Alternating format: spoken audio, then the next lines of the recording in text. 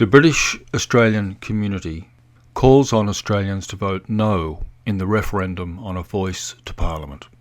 Some of our criticisms of this proposal have already been made by other commentators. We agree that a constitutionally mandated voice would undermine democracy and the supremacy of federal Parliament. It would also establish the ethnic privilege of a small minority and encourage undemocratic judicial activism. Recognition should not take the form of a constitutional voice.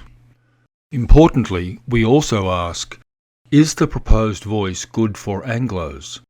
We ask and try to answer that question because the BAC, like other multicultural groups, exists to celebrate and defend the interests of a particular people, in our case Anglo-Celtic Australians, founders of the nation and the Commonwealth, and still the majority population. Therefore, we evaluate the proposed voice from the perspective of Anglo-Australians as well as from the national interest. Our starting position is that a constitutional voice would be bad for Anglo-Australians because it would degrade federal governance in which all citizens are stakeholders.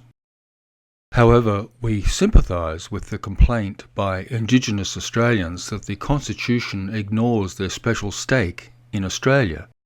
They say, correctly, that it does not acknowledge them in any way. It ignores the fact that they were occupying this land for thousands of years before European settlement.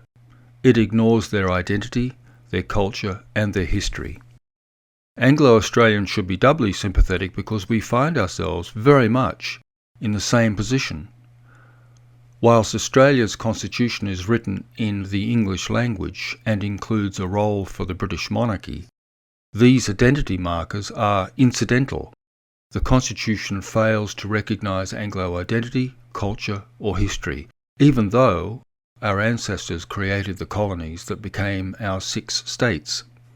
In 1901 they created the Federal Commonwealth explicitly to further our interests, the interests of Anglo-Australia.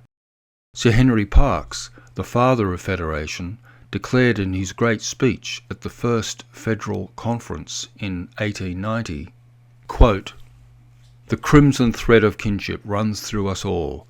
Even the native-born Australians are Britons, as much as the men born within cities of London and Glasgow. We know the value of their British origin. At some time or other we must unite as one great Australian people." Unquote. Any country's constitution should recognise the identity of the founding people. Australia is no exception.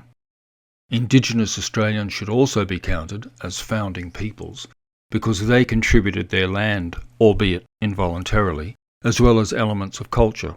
Australia's culture and identity would have been different if the First Fleet had arrived at an empty continent. This is part of the national context against which the voice referendum needs to be judged. The founding peoples were Anglos, Aborigines and Torres Strait Islanders. They all should be recognised in the preamble to the Constitution, but not in the form of a voice or elsewhere in the legally binding sections. Another contextual aspect is that Anglo advocates were completely excluded from the consultations and deliberations that formulated the voice proposal, despite being the founding majority. This exclusion means that governments never made an effort to examine the voice proposal from the vantage point of Anglo interests.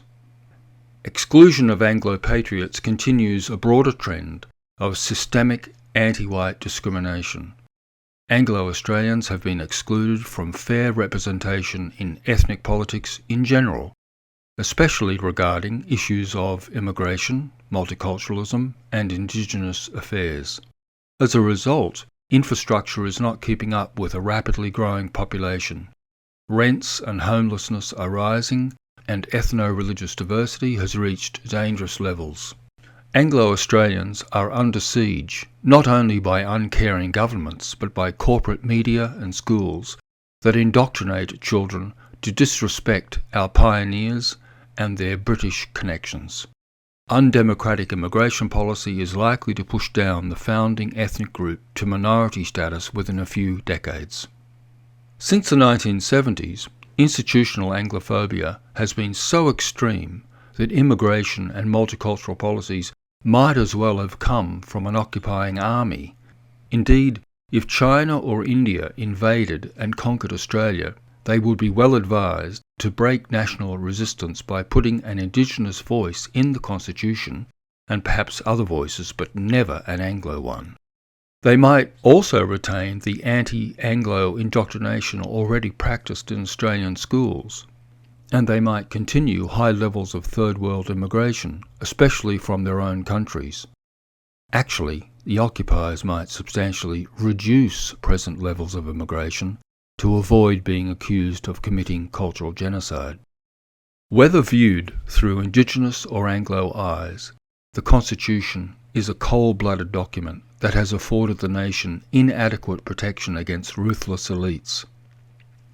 Much as a prosecution needs a defence lawyer to achieve fairness, Anglo-Australians need champions who are willing to take their side in the voice argument.